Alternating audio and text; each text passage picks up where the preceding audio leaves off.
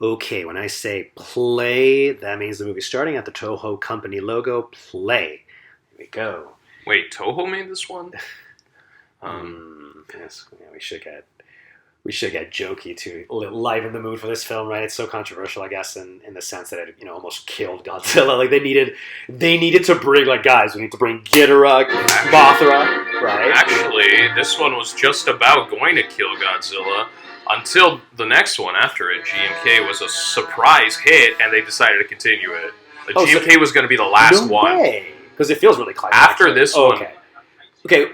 What are they thinking? Now, the interesting thing about these early scenes that recreate the original Godzilla 1954, but with Godzilla's new design, I'm not sure. Is this actual old footage from 1954, but they kind of superimpose the new Godzilla into it? No, or it's all new? I believe this is old footage from 1954. Really? Like the Diet Building, and it is the original 1954 footage that they've just superimposed the new Godzilla suit over. Those people, that looks like old footage. Which is so funny. So basically, in this universe, Godzilla just left. That's it. He wasn't. So he wasn't. Was he killed by the oxygen destroyer in this universe? This is a total reboot. Okay. The last film doesn't care. That's why there's a big exposition beginning. That's they had to. They basically have to build the new new world of this film. Yeah, the film is starting like a newsreel by just. So this is the history of Godzilla. We're going to get you up to speed here. It's not the same history as This is the alternative universe history of Godzilla now. Right. It's interesting because the suit is really similar to 2000. Yeah. So it feels like it's the same character, but it's not, and they have to basically tell you it's not. They're literally saying right now, this movie is not a sequel to Godzilla 2000, even though Godzilla looks identical. Right. And so this came out like an immediately. That's a reenactment of the original film. And to see that actor, what's his name? Very famous, of course. From Seven Samurai. Put me on the spot here. Oh, look it up. So, Takeshi Shimura. One of the interesting things about I've heard a lot of criticism about this film. By the way, I actually really like this film. I find it to be very, very fun, but I'll explain that in a second. Well, I guess we should. This CGI train. Okay, we need to focus. There's so much going on. The CGI train is relevant in a small way. Basically, the technology that human beings have in this movie is ridiculously advanced, and it feels like complete science fiction. Yes. It's not a monster invading your real world. It seems like the world is super advanced, super science fiction-y. And I think they just CGI added that little train there just to sort of be like, oh yeah, by the way, there's going to be some crazy stuff going on later. But it's a really cheap, or I don't know, underwhelming. Yeah. They could have shown us I don't know. Basically, I think they have to. I think they have to spend so much time setting up the fact that this is taking place in an alternate reality in order to justify how crazy their weapons get later on. Mm-hmm. Well, I just want to just give us some history here, right? So, Godzilla 2000. So in 1998, American-made Godzilla movie came out, and no one liked it except for Toho's lawyers and accountants who probably got paid a nice sum of money. But because of the huge backlash against it, Toho decided to quickly make a Godzilla film to just be like, hey, no, this is the way we make it, guys. It's not over. Or then also perhaps to ride the potential wave of publicity that came for 2 years. And what happened was that Heisei 1990s Godzilla movies all sold about 4 million ticket sales each, or over 4 million ticket sales, or just under 4 million ticket sales. But when the Godzilla 2000, after 3 years or 4 years of no Godzilla movies and massive Godzilla comeback hype that Toho was expecting to make a killing of money, instead of making 4 million or slightly under, it made slightly under 3 million ticket sales. It made like 2.7 or something. And Toho was just crestfallen. They thought it would be a hit, and it was a moderate hit. And it would not have made money except for the fact that American Sony Pictures saw it, liked it, and decided to release it in America. And only the sale of it to theatrical theaters in America made it profitable for Toho. Really? But the film itself, it was a much smaller hit than they anticipated. So that's Megaguirus greenlit after that? So that was the idea. Originally, Toho wanted to do a trilogy of films starring 2000 Godzilla in his own series of movies, continuing that story. But when that movie flopped theatrically, or didn't do as well as they hoped, they said, okay, no, we're starting a new universe for the next one, because they thought that direction fans didn't take to. they're like, we're starting a new direction. Fans will like this new direction more. So I think that was a mistake because whereas Godzilla 2000 made 2.8 million ticket sales, this one did like 1.3 million ticket sales. It was a disaster. Yeah. And I think one of the reasons why it was a disaster is because they decided to set it in an alternative timeline. Instead of following up and building on the success of that one, they just said, "Oh, forget that movie, scrap that movie, it never happened. This is the new one." And I think it rubbed people the wrong way. Well, Okay, here's the thing. Okay, if I want to say something really, guys, soldiers, what are you doing? Why are you shooting guys with fuel rockets? Unless you just have a death That wish. looks great, though. Come on, look at that. I'm just saying, these soldiers, have no chance of hurting him. Even like scratching him with these like pathetic technology with no crazy plan. They're just shooting him with rocket launchers, not even tanks, masers, airplanes. Just to focus on the story, is he in Osaka now? Because the whole point of this, by the way, they say they changed the capital of Japan to Osaka. So I probably there is a theory. But what I'm saying is this just bad script writing? Like, why are they going up against Godzilla with rocket launchers? Like, why? Okay, this review might be good cop, bad cop. Like, I think Paul is going to trash it, and I'm going to try to defend it somehow with my own biases. Well, I'm saying, these soldiers, I mean, come on. What is the Japanese military thinking? All I'm thinking is that this theme song is amazing. This is the first time this new theme song ever appears. I don't think it appears in 2000 at all. This film had a new composer, a woman, and she composed all the three Godzilla films that were directed by Masaki Tezuka. Because he did Megaguirus and Tokyo So this was the first film he ever directed, I believe. Wow. Before this, he was like an assistant director on many of the Heisei Godzillas. So he was like the assistant director on Godzilla vs. Megagodzilla for '93. And I think he was seasoned, right? He was seasoned in Toho films because he was assistant director in the Heisei. So they promoted him. I think what it was is they were like, you haven't like directed films before, but you were assistant director and you've been a good company man for like decades, and like, so here you go, That didn't seem to do much. And the three movies Masaki Tezuka made, right?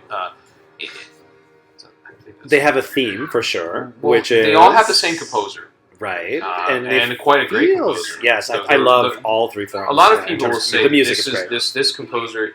She is like the heir apparent of Akira Ifukube, the original Godzilla composer, in the sense that her music is different than his, but still carries that like foreboding majesty that like, it just captures the spirit of Godzilla. Her boss, by the way, is the military guy from Gamera 2.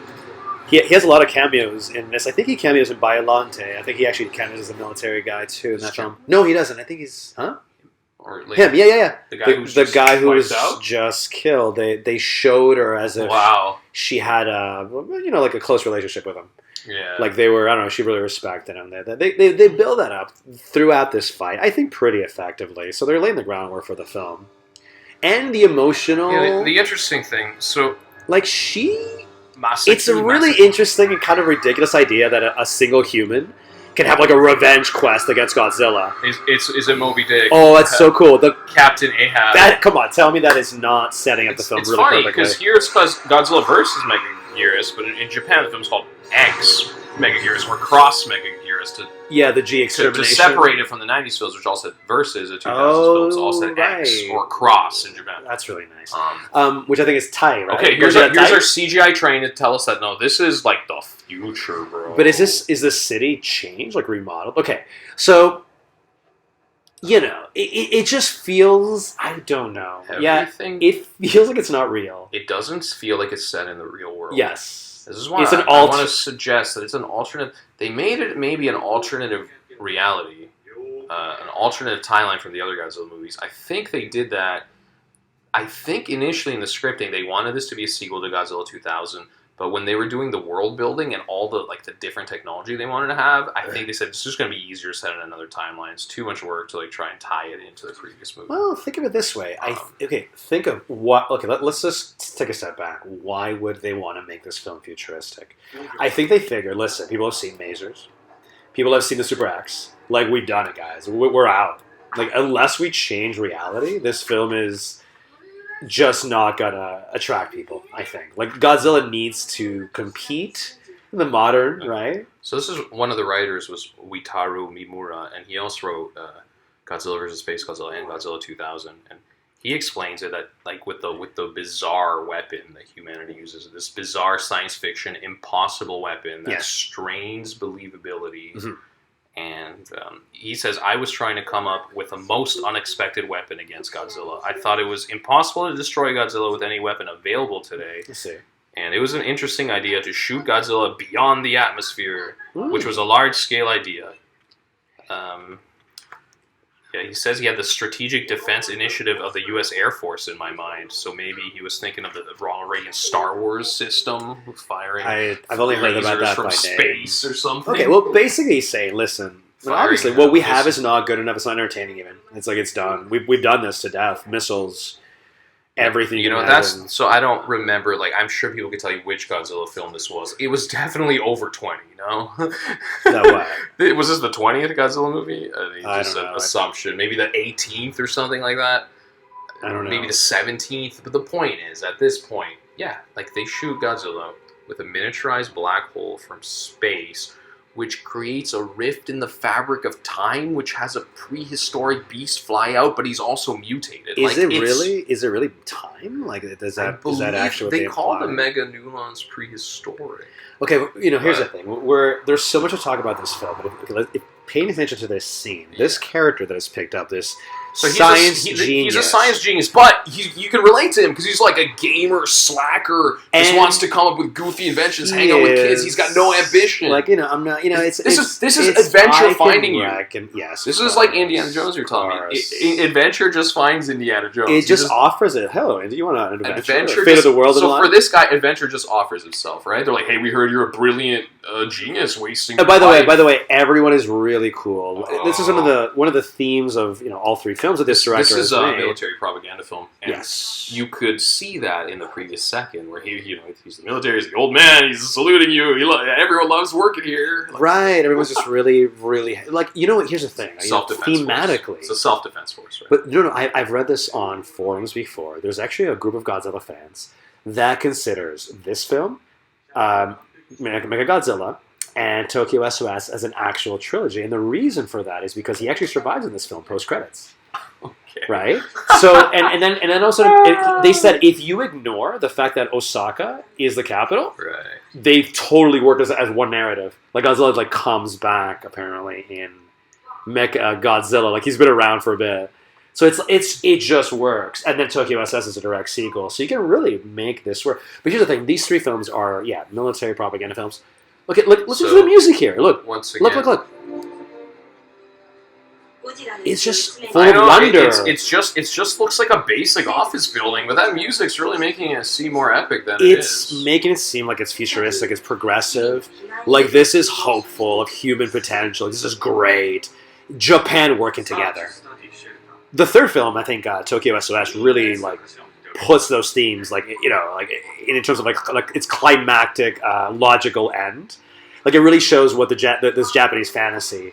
Everything, all pillars of Japanese society just working together and killing it. They even literally fight Godzilla with Japan's energy in I think both Mechagodzilla and Tokyo SOS. They actually say all electricity's gone to power Mechagodzilla. It feels like their outfits are more science fiction set in the modern day. It's I don't know anyone it seems otherworldly. It's not even. That's interesting. Well, that's the first dick. I think that was the idea was to, in order to justify the ludicrous things that happen later on to the science, they need to set it in an alternate future. But it's off-putting. Here's the thing: this guy's off-putting as his character. He's such a supermodel. So that's the funniest thing. They have. Gosh, this film just stresses your. Yeah, they have they have Hollywood Homely, where it's like a beautiful woman and they just throw glasses on her and she's a nerd. Yes. This guy didn't even throw glasses on her. They put a baseball He's just a male model nerd. Yeah. He's the best looking man in Japan. And he's ridiculous. Anyways. He's getting on. She looks great for her age. No, she is boy. She was in Astro Monster, if I'm not mistaken. Is that her? Yeah, it's Is it? I think no, the previous one, Godzilla versus King Ghidorah? Yeah, the first King Ghidorah movie. Oh, okay. She's a girl from that. Wow, okay. So, they're all okay. I don't know. Basically, yeah, the narrative changes. This guy becomes sort of the main character. Sort of. It's really about the girl, though, and her revenge quest, I suppose. Right. So they need his help. They're all traumatized. They're like Godzilla, we're defenseless. Archetypes. The characters are archetypes, right? Nerd, scientist, military girl, military tough girl. Right. Well, yeah, that's everyone's reaction. But here's the thing: if I introduce this film, so they want to shoot a black this hole. Is Godzilla, but the really sci-fi-ish, whacked out one. And you went in with those expectations. Would you like this film? Remember, I told you. I went into this movie with zero expectations. And you were like, I did not like it. Although I changed my mind on it, which is kind of rare for me to do in a movie. I showed it to you. I said I thought years later it's aged tremendously well. I think the action scenes are really fun and I thought the black hole strained credibility too much. Yes. It was too stupid. Yes. Too much of a facepalm. Mm-hmm. It was Ultimate Warrior getting a curse put on him by Papa Shango and everything in front of him. It was just. Yeah. It's not from this genre. Right. It's almost not even science fiction. It's almost just pure fantasy at that point. And then my other issue was I like, well, who am I cheering for? Which of these two monsters is the hero? Which one's the villain? And it felt emotionally hollow because I didn't know who to cheer for, and preposterous with the black hole. Unlike Biollante, which we argued that I've come around to really enjoy its horror movie aspects a lot, and also its adventure questing aspects. So there are scenes where the heroes, the G-Graspers, this almost feels to me like Star Trek. And by that I mean Star Trek is a utopia where everyone works together, every branch of government works together. This really feels like a utopia with science is so advanced and people get along so well, right? And that they have scenes where they fly around this futuristic blue spaceship and they fire laser beams at the monsters. So I like its horror aspects, but I also like its adventure movie, adventuring, questing when she rides on top of Godzilla or they're in a spaceship, humans are in a spaceship shooting at the monsters. Right. No, you're right. I enjoyed its sense of adventure. Godzilla 2000 has none of this. By the way, Godzilla's already showing up twice within how many minutes? We're only at the 17-minute mark. Godzilla just showed up for the main. Well, basically, he's in the movie again. We didn't. I think Biollante, Godzilla first shows up in the 30-minute mark. This is gorgeous. I love these little shots of Japan, small town Japan. Yeah. Beautiful. That's really cool. I love seeing the TV show. Here's the thing. This film also seems geared towards kids more. I always feel this film is like a Diet Coke, low-calorie puff piece. It's just there's no depth to these characters. They are their archetypes. Yes. She's like that soldier bent on revenge. Yes. Then there's the shady corporate older guy who he pretends he likes you, but he's hiding something. Yes, and of course he's hiding something. And then there's the nerd, and then there's the Kenny, the little kid. I mean, everyone is one dimensional. They're all just a type. Right. They fit to type. But here's the thing. That is the same thing about Megagodzilla, in my opinion, and Tokyo SOS. But those films get really praised, I think, by most Godzilla fans. Wow. I feel like it's almost like Biollante, where there's all those one-note characters, but here there's not too many characters. There's just enough. Everyone fills their role. You don't have three people doing the mad scientist role, for example. By having few characters, I don't know what it is about this film. It's really well paced. There's always something interesting in being introduced pretty much every other, right away after every scene. One thing I found interesting about the film is that, the nerdy sort of laid-back, chill, easygoing, not superheroic scientist is the man, and the character of action, the tough person, is the woman. Yes. And I think his name is Masakai Tezuka, but all of his 3 Godzilla films that he did is the same thing. The male is soft and nerdy and kind of picked on, or people go, Right, because the third film. And the woman, the female character, she's always the tough and driven and battle-hardened one. Maybe a gender role reversal from what you usually see. That's true. That's true. And I think this sort of feeds. Okay, maybe it's his director's fetish. Okay, maybe he's got a thing for super tough women. Maybe he's into that. They're all really attractive. Because it's strange that director would have that 3 times in a row, but that wouldn't be a normal thing in the Godzilla series, just in his movies. That's right. Or maybe it's propagandistic it's like the Japanese army doesn't really have women in it, and it has less women in it than the American army, for example, right? But these films are like putting that female soldier in that central role to try and like sweeten the image of the army. To be like, yeah, we got like these hot babes kicking butt. Everyone's respected here. You know, everyone's got their chance to shine. Nobody's telling these women they can't. Here's the thing: everything's working. Okay, listen. This is like the promise of acceptance almost. It's like.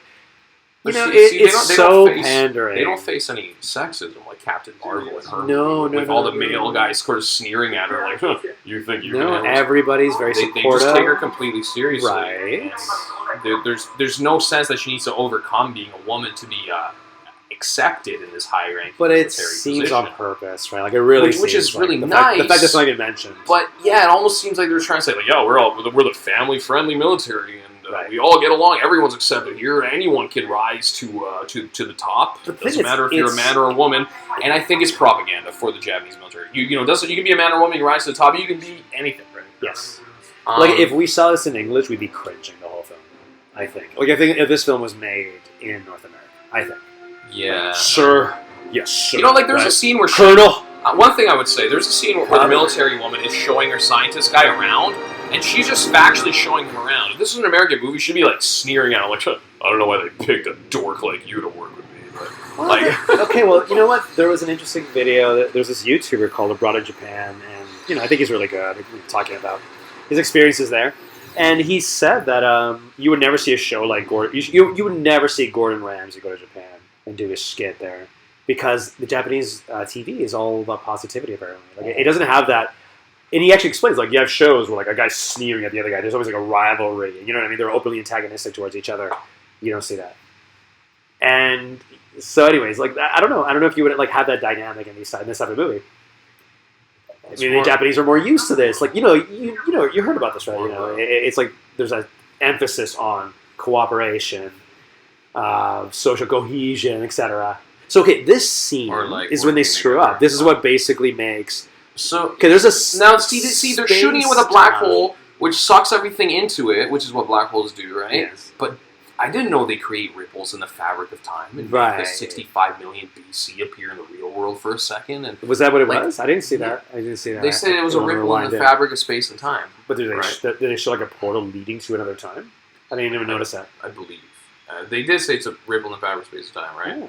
But what I'm trying to say is black holes sucking everything up and creating ripples in the fabric of space and time. Well, how does one lead to the other? Like, it's such a logical leap of like what a black hole is capable of. If I'm not mistaken, something happens to the black hole, like it opens again by itself. Like there's something open that leads to the Megaguirus. So okay, I mean, so the Megaguirus is a dragonfly from the modern day that goes in the black hole, and comes back out. Or it's a dragonfly from the year 65 million BC that opens up in the black hole. That seems interesting. No, but I'm pretty sure they show a regular one going into the portal. A regular one goes into the portal and gets if I'm not mistaken. For some reason, I don't remember. So, look, what is this military woman doing? She's friendly to the kid. She's not like, what the heck are you doing here, Junior? Yes. Like you would have in an American movie. She's legitimately... So the movie's really hitting the point on the head. Like, hitting they give the sexist line to the child, which excuses it, because he's just a kid. Oh, because he's supposed to be ignorant. He's just a kid, you know? Yeah, it's interesting. It's pretty interesting. And look, she's because if a man said that, he'd turn into the heel. She's maybe such an idealized character because she's so tough and hard to get to know and but driven by revenge, but she's so nice kid. Yeah. Like she's only violent to the model.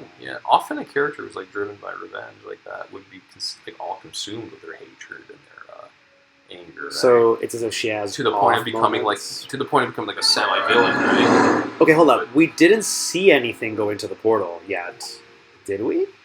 I might have missed. There's just a close-up on the portal sort of flickering. I'm pretty sure that was one of the what is it called? Megaguirus, I think.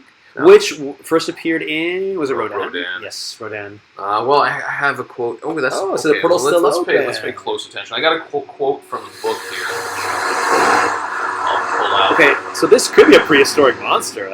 No, that's just now. Here's the thing: why does Godzilla fight a gigantic dragonfly in this movie? We theorized dragonfly was the coolest thing they could think of to logically fly into that portal and get mutated. You know? Yeah, I guess. Like what? Like a beetle? Big beetle? Ineffective.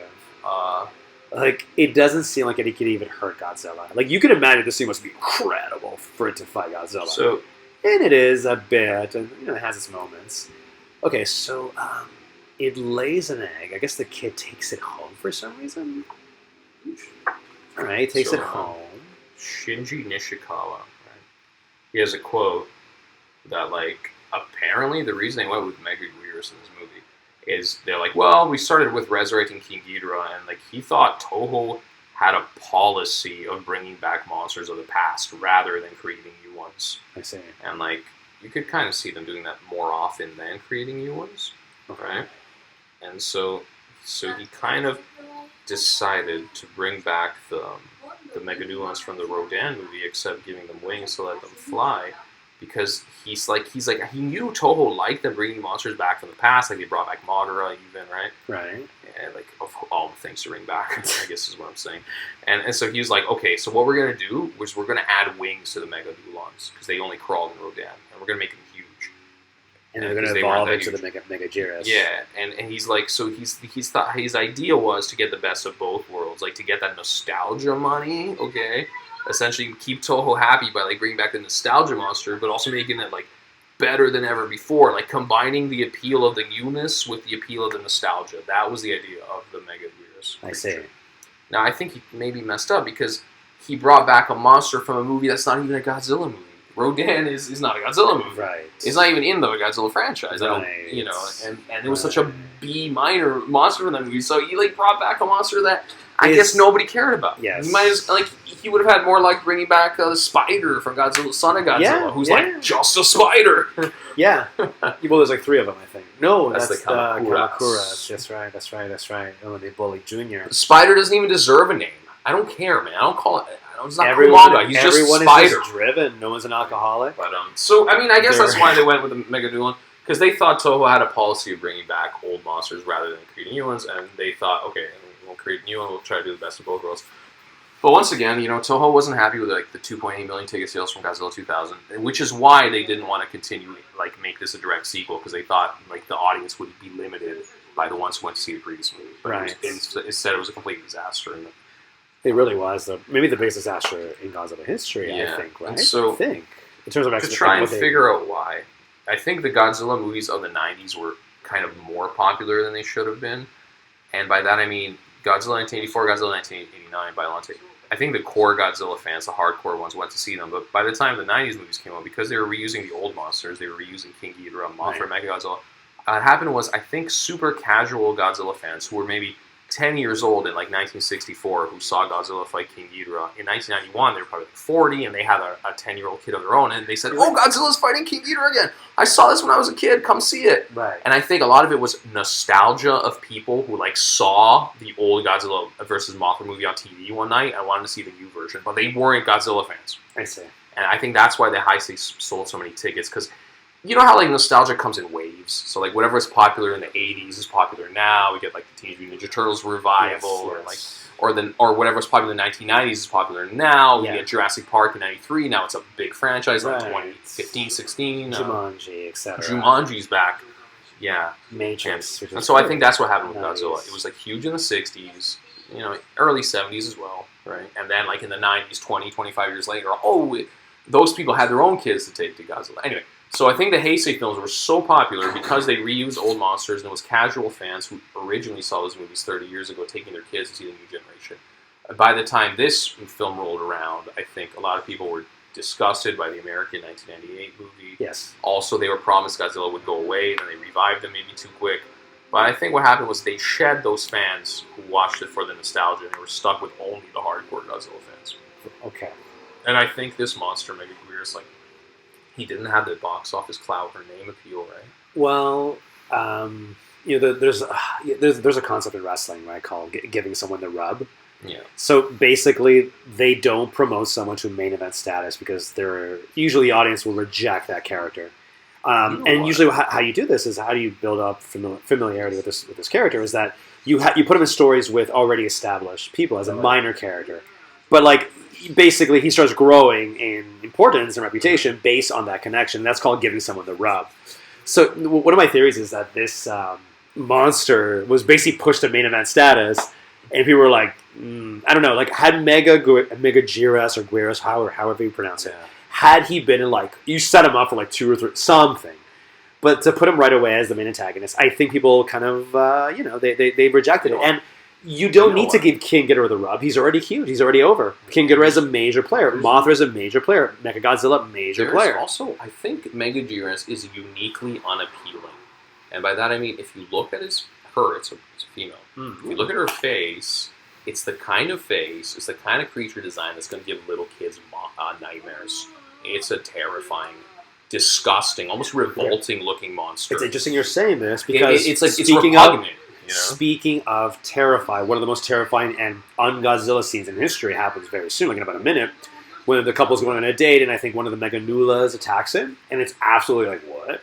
Like, imagine a kid seeing this. Okay, I was inspired to say that because I saw some comments online with people who said, the Megaguirus gave me nightmares as a kid. Wow. And it's so, what I'm trying to say is, the Godzilla monsters have not been repugnant. Like, you haven't looked at, like, Space Godzilla and go, like, you look at this thing and you just shudder. It's like, it's slimy and you're right. gross. So the point is, you're not going to buy a Megaguirus lamp. Coincidentally, in the year in the year 2020, right here. I collect it. He's waiting for this one. I collect Godzilla X Plus statues. There in the year 2020, there is no X Plus statue of Megaguirus at all. I don't. It says it all. That all. I think it's the only one. It says that there's no statue. I've gone to Reddit and I've seen people's X Plus collections. They're really, really cool, really impressive. There is no Megaguirus. No Megaguirus. Oh, he doesn't exist. I think he blows. So he squishes his head together, right?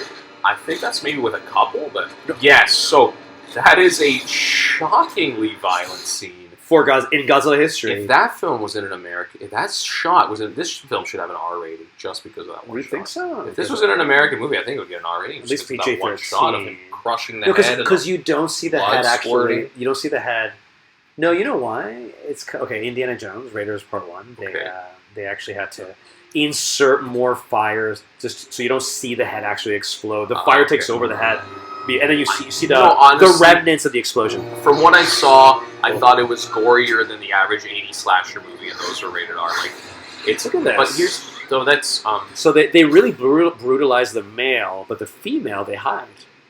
It's interesting. Yeah. I noticed a lot. I just noticed that a lot of movies. It's more for. That's backwards in slasher movies. They really try to. Dwell on the death of the female. The males are just... the males are absolutely expendable. So I think it evolves now. But like, it's like Dragon Ball. Maybe people didn't see this movie because you look at Megaguirus and you're like, that thing looks disgusting. I hate it. The first time I saw the cover for this film, I was like, lame, a bug.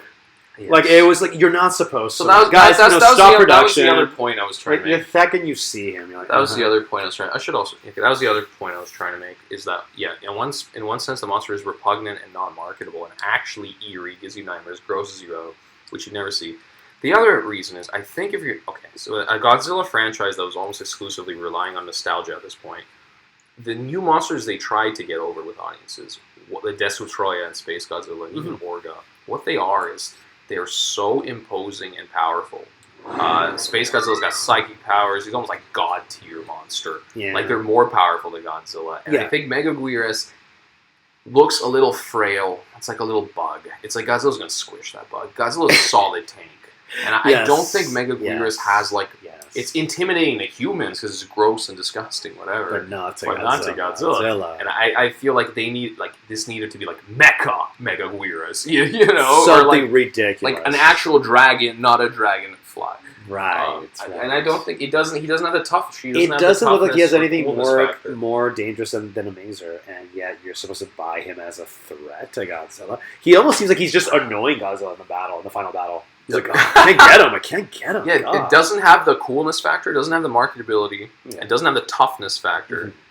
But I didn't like the film originally for the reasons I already mentioned. Mm-hmm. But when I like it now, because I love the horror aspect of it, the grossness of the creature. It's really different from anything we've seen. Even Orga, which is pretty disgusting design, I did not think this of Orga. And I was like, okay. That's weird. There's an alien. So she's explaining now her, she has a mission now. Fine. The thing is, I think the film is, okay. At this point, where not much has happened. I mean, 34 minutes in, it gets really good starting soon. I think the anticipation of that works. I think these scenes are fine. I actually think it's interesting. The kid starts pointing out what he's seen. So it's like, always put boring exposition into the mouth of a little child. Like, people will forgive it. I'm not sure that's true. Oh, really? The Mummy Returns, I was never that impressed with that kid. Okay, now Godzilla shows up, I'm pretty sure. So it's interesting. I would say the inspiration of this would be like Ultraman.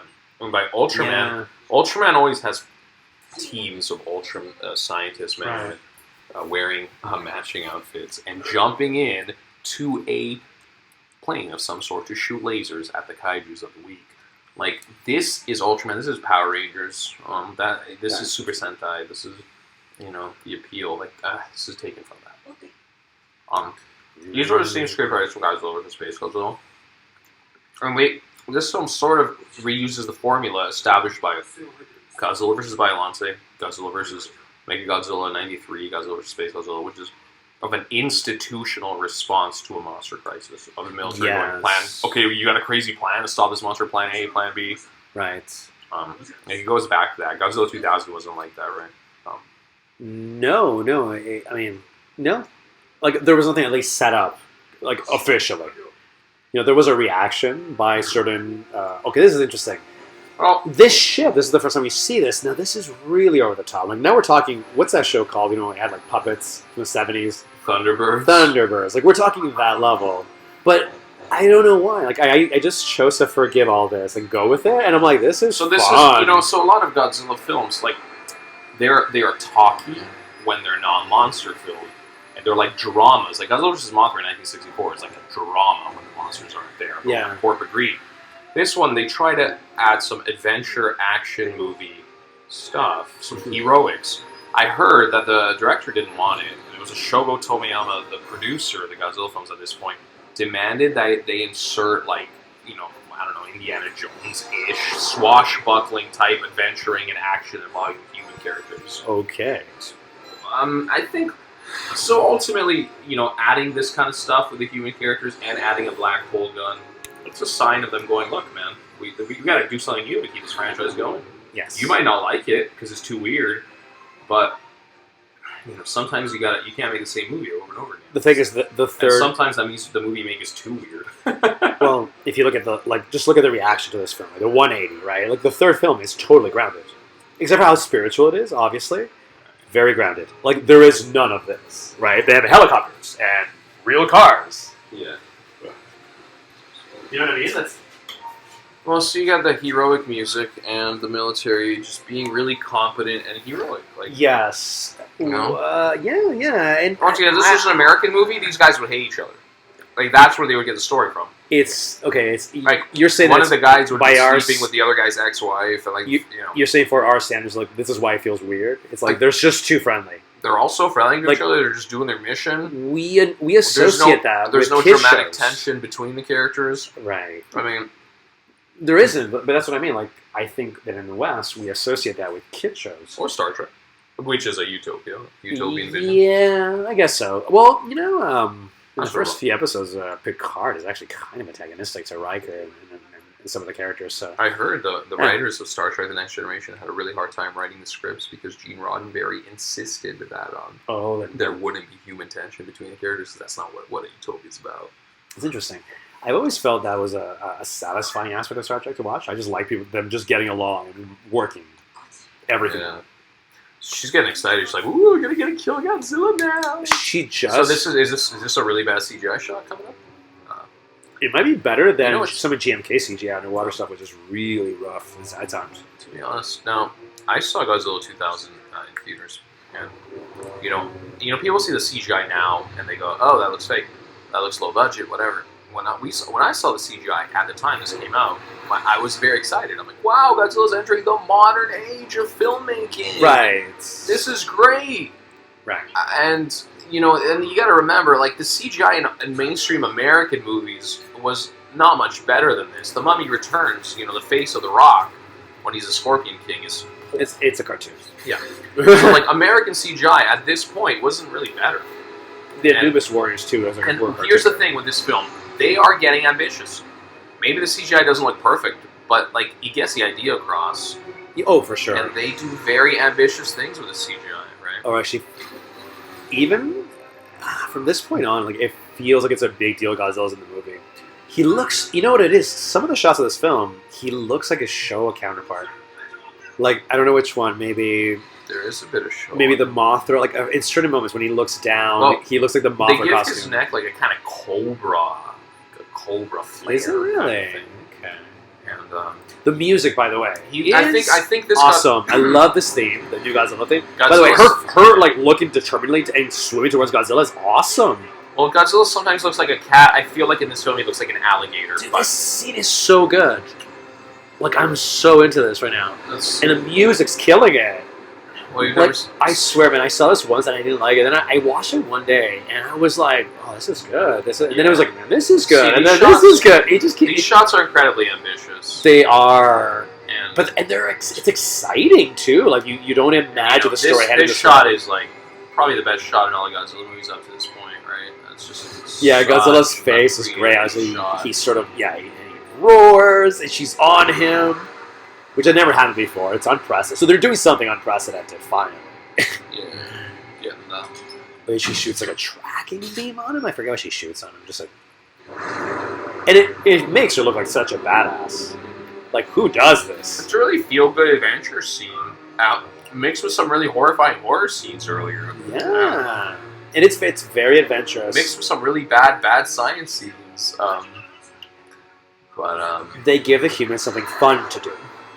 Which doesn't happen often. You said most of the older ones are dramas, right? To show us. Yeah. So now they can track Godzilla. She survived.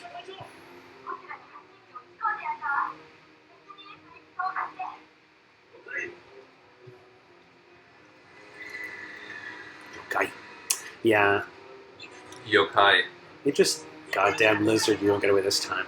Well, she's quite, Well, she's got like that Captain Ahab, that drivenness, but she's never really villainized for it. No. Yeah.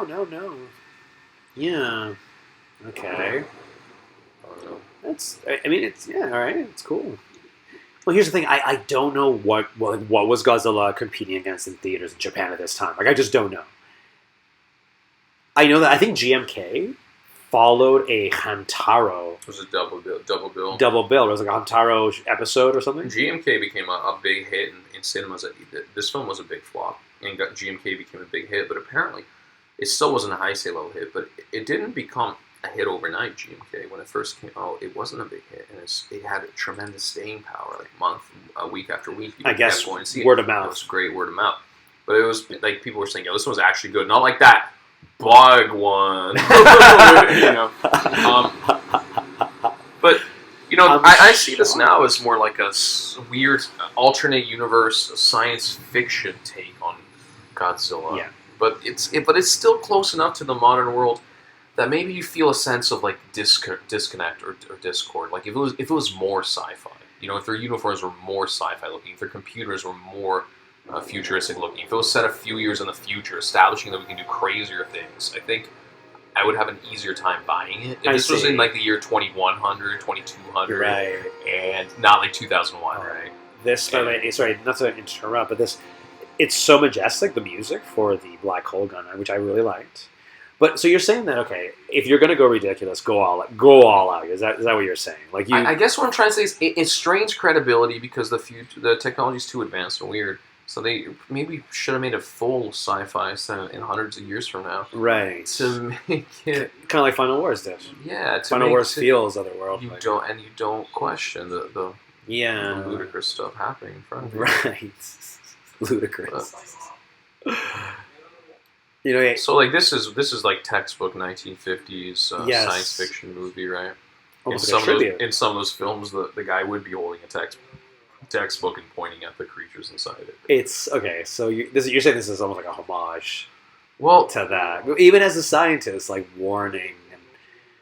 This film is here just to have a good time. It's like this monster's on the loose, that monster's on the loose. Our characters aren't gonna trouble you much with their personal traumas. They're just gonna like get down to business. They make it as part of the plot, right? Because like they see this as a chance to sort of lure Godzilla, right? Into their gun. Oh, this is interesting. This is a very we had never seen this before in Godzilla history. Now, this I guess what I'm trying to the ideas of this film are so wild and disparate. And seemingly like random, right? Horror movie monsters, sci-fi black hole gun, like somewhat random, but they're so much more ambitious than I think they were getting before. Like this movie moves along at such a faster clip than Godzilla vs. Space Godzilla. Or something's always happening here. I think even 2000, honestly, but whatever. Like, I'm not gonna, trash that film too much. Something's always happening. And I think here's the thing: okay, whatever. I know they're all archetypes, whatever. They're basic one-dimensional characters. Yeah. They're funny. I think these are my favorite. They're funny. They're film. Not this, but like when the city's flooded and they're like in a boat exploring the flooded city. Yes. It has such a video game feeling. Yeah. And here's the thing: now people watch and say, "Well, the CGI is bad," but it's like for the low budget that they had, and like. Because Japanese CGI was cheaper than American CGI back then. They had less money to spend on it. For the low budget that they had for the CGI, they came up with some incredibly ambitious shots, including the major, riding on top of Godzilla. Yes. And here they go through the city, and I think there's like a shock, almost horror cut, where they look up and they just see the side of a building, and it's just crawling with these monsters that you don't even expect it almost. It's wonderful. And I guess what I'm trying to say is there's an eeriness. The CGI is basic, but it's like. They let's just go with the most ambitious shots. I have not seen anything offensively bad at all. Like everything is like okay, that worked. That gets the point across. The Megaguirus being born, or like crawling out of its shell, and like it's. It's very CGI. 2000 Japanese reboot. Okay, wow. Anyway, but look how cool this shot. Look how cool this shot is. That actually looks like the whole city's flooded. It's awesome. It really cool, and it's good. I love the colors he uses. The contrast, very nice. Very nicely framed. You're saying this is his first movie. Okay, that's a toy. Well, yeah. I did hear this film had a lower budget than Godzilla 2000 because Godzilla 2000 underperformed to Toho's expectations. And I think they decided to make the next one cheaper, which I think shows up in some of these miniature scenes. But I think it's a really ambitious shot. Yeah. So I think the lower budget does show up in some of these miniature shots here. It's a way to hide. Because you can tell they're miniatures here, right? And it's like the devastation of a whole city underwater, right? Yes. And it just kind of cuts to the moment where it's underwater, not showing it happening, which I think they were trying to save money. But it gets the idea across. I think it's fine. I'm not. I don't know. It doesn't pull me out of the movie. I'm okay. Fine. Yeah, eggs. They're all about this. This is like that Saturday morning adventure serial, Saturday morning cartoon level, right? Yes. But it's That's what you have to accept it as this. You can't look for depth, no emotional depth in the film. You have to look at it as a series of cool set pieces that are continuously. Oh, that's a great shot! Look at that. That is.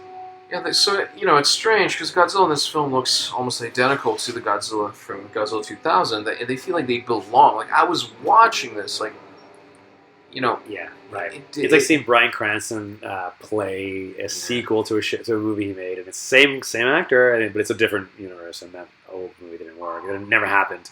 It's a little bit confusing. So there's a bit of a plot about Japan not using nuclear power anymore, plasma, and switching over to plasma. Which once again, don't you need nuclear energy to make plasma? I don't know, but So I think Godzilla's is it a message about the dangers of radioactivity and that makes Godzilla show up, or it's just they need an excuse to have him show up, right? Is this going back to Godzilla 1984 where he eats radioactivity to stay alive? I guess thematically it's consistent with the older films. So this scene is actually pretty interesting. Something bad happens. They don't make the decision that she wants, and she gets really upset. And the guy has to quell the audience. You'll see right now the corrupt old man. Yeah. Right now. So I think she's defending the black hole gun. So maybe this is the first time they show them in the film that not everyone's agreeing. Well, so, okay. Okay, this is very interesting. This is like a show island, by the way. But basically, the next step he's going to have on this island. And it's I think an awesome maybe the idea is so crazy. It goes back to the show. So once again, the scriptwriters were saying, how can human beings fight against these monsters? I guess they could make their own giant-sized robot and have it punch them. I think we've done that before. And like the masers and the everything else doesn't work. So they're questioning her science. And she's adamant, like, this is the only thing that can help us. So it's weird, right? So this dimension tide, this black hole, kind of creates the monster Megaguirus, right? Right, by opening a hole in this fabric of space-time, Dragon flies in, it flies out, morphed. Right. It creates the monster, but then it also shows a solution to the monsters, too. Which is like, we'll fire the black hole at the two monsters and suck them both up, which is, what they want to do, right? Right. So, what kind of attitude is it towards science? Well, you see, even when human beings make their own problem in this movie, the film doesn't really show it like your hubris and you're playing God has created this monster. Even when they create their own problem, creating this monster, they also create their own solution to it, right? Right. It's almost as if the characters of the film are going, no problem, we got the gun anyways, we'll just use it again. Don't worry about it. Yeah. And the movie doesn't punish them for it at all. It, in fact, almost encourages them. The music, everything that plays, it's almost like it's very positive about it. If at first you don't succeed, you try again, and we'll get it right that time. Right? Which is like hubris. They're not saying like you messed with the fabric of space and time, you morons. You tried to play God and create this horrible monster. It's like, it didn't work. The shot didn't work out. Create that horrible monster. That's good though. We're gonna regroup and work hard together and like kill the monsters, take them out this time with this weapon, right? Yeah. And it's amazing. God didn't work the first time, it worked the second time. I do think it's amazing that this like nerd guy that they just recruited out of nowhere, all of a sudden he's just hanging with all like his top military brass. Oh, you're right. It's like we just picked you up and like it's such a fantasy, right? It's like you are relevant immediately as soon as you walk into this place, right? That's you're just very interesting. Cog in the machine. You're she has complete faith in her team's abilities. I mean, which includes him for some reason. And maybe that's part of the propaganda for joining the military. This film, when you join here, you're not just a cog in this machine. People will off the bat, off the bat, we'll be willing to work off the bat immediately. So right now, the movie cuts to basically one of the biggest set pieces, I think, of the whole Millennium series. Like it's like 20 minutes of gold. No, it's pretty cool how they added some on the planes. They added a bit of a blurring effect. To kind of maybe high. I see the blurring effect too. It's interesting. And the theme, oh boy, it's such a great theme. Now you said this feels very Showa-like. Obviously, in the 1960s Godzilla Showa movies, there was a lot of island hijinks going on. The shots, everything about it seems like it just seems like it's from that era. Or People say this is bad with the CGI, but when I saw that for the first time in theaters, it was like that. Wow, we're Godzilla's entering the modern age. Yeah, because once again, the year 2000, the Hollywood CGI was like this. You don't have any CGI, I think, in I guess you do, but to depict Godzilla, depict him in Space Godzilla or Destroyer. So none. Well, I think maybe when he dies, I think it's. I know the wireframes. I think were the only CGI in the how you see movies. The wireframe sort of basic models. Showing from the military's perspective battles on their screens. So look at this. This is such a crazy shot. She just stares him down. She's horrified, and he just roars at her, and she just does this like committed, like I'm gonna. It's just awesome, and it just wow. Like I can't believe this. So this is going back. Just go have fun, guys. This is going back to that Ultraman, or Power Rangers. Plot beats, right? She causes the deaths of 3 of her ships at this point. Godzilla gets really upset, beams the ship. So this is interesting. So I think it's only this movie in Godzilla 2000 where his beam is not blue. I mean, also Destroyer, but it's like they missed the gold beam. I don't think it's quite red. This is a great shot, by the way. Gold beam, yeah, well, the thing is the gold or red beam, basically the non-blue beam. This is what blew me away about these films at the time, and one of the reasons why maybe I like them more than the high stages is It's the mixture of CGI and suitmation, the marriage, if you will, of the old 1960s techniques of making special effects with the modern day techniques of making special effects. And now that I'm seeing them now, like this once way, again, there's so much CGI and there's so much suitmation, and they're looking to the past and the future. Yes, they're pushing themselves. It's which the Haystays didn't feel like they were really pushing themselves. It's a very strange film because it's so by the numbers, and it's so crazy too. It's like they took their formula that they already had established. Yes. Of the formula of Godzilla facing two threats, the military and another monster. Yes. I mean, obviously the CGI is very bad, but it's a very ambitious scene with very poor CGI. But you understand what's going on. Yes. And I think you appreciate the ambition. Yeah. So much of the movie is suspending disbelief. You watch this film now, you don't think, oh, this looks cheap. You probably just think, oh, this looks old. And they tried really hard. They did. Actually, I think this looks fine. I'm imagining that I'm with them right now on the boat, and I'm seeing these things, and it's like, wow. So one thing we noticed in this film is there's a lot of human action, which you don't get much in Godzilla. No. A lot of films of humans just stand around pointing up at the monsters and having debates, right? Actually, I don't think I've ever, except for maybe Biollante, which really tried to have human action. Mm-hmm. I've never seen a Godzilla movie have as much as this. And now that I'm watching this film, like just that, good old-fashioned adventuring scenes. There is none. 2000 has very little of this. So Godzilla, he does arrive to the island. They're basically, goading him. So, and this is the music. It's right so here. This film, Tokyo SOS and Godzilla X Mechagodzilla are all, very similar films showing an institutionalized response by the military trying to use sci-fi weaponry to attack a villainous Godzilla. That's beyond them. Yeah, and you do get the sense of every arm of government branch or military holding hands in lockstep, working together. Right? Yes. Everyone's important, including you. Right, including, we will find you at your work. Bro model. So he's the most bro model scientist. There's a moment here, right now, happens out of nowhere. The Megaguirus show up. Yeah. And the music, if you could, I know it's hard to focus on this point, but the music, the way it builds and it changes to the Megaguirus theme is phenomenal at this point. You're going to see right now. And the way they do the exposition, where they build them up too, they're attacking Godzilla. Apparently, the composer, she based the Megaguirus theme on Psycho from Alfred Hitchcock's Psycho shower theme with the to give you that feeling of unease.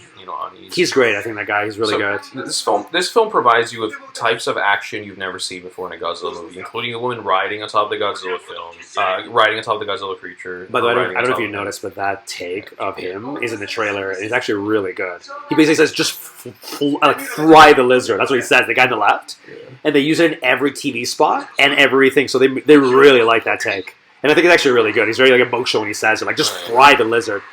Don't let this get in our way. See, this is a new kind of action scene. Yes. Godzilla being swarmed by a swarm of CGI creatures. Never seen this before. Yeah. And this shot is... Look, this is one of my favorite Godzilla shots ever. Zoom into him. But it's brilliant. He looks huge.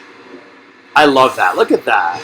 He's trying to beam them, and there's too many of them, which is great. And usually his beam is just his win button. So establishing early on in this fight, they're no, you're not just going to win with your win button. Yes. Great shot. Shots from below. It's wonderful. With the foreground and the background. It looks great. And it looks like something out of Sea Monster, right? The lighting of it looks like Showa, for me. Apparently when this film flopped, Toho blamed the special effects director and fired him. What? Not blaming the director or the script writers. He did keep reusing. He actually overperformed, I think, with what was given to him. With, I think, whatever budget they gave him, he did wonders on it. Wonders. Wonders. Perhaps Toho thought, we went too CGI heavy in this film. It's possible, but... Anyway, this film is providing you with types of action scenes you've never seen before. How many times have we seen James Bond go right here. Right. This shot, them looking at him, and the music, see how he starts? You see that part? Mm-hmm. That's the first time you hear it. It's you see that the Psycho thing you heard? It's like the Megaguirus theme is overwhelming Godzilla's theme, just like they're overwhelming him. Very interesting. This is a great shot. I love it. It shows the impact of his tail with the smoke. Was brilliant. See, but you watch these scenes, right? And so what you have, this feels like... Now, this is that discord when you watch the film. The dissonance, the emotional dissonance in that Godzilla feels like the hero here. The hero being swarmed by this disgusting horde of gross villains, like being overwhelmed, being confused, being thrown into a rock, being, not knowing what to do, and like, but he's the villain.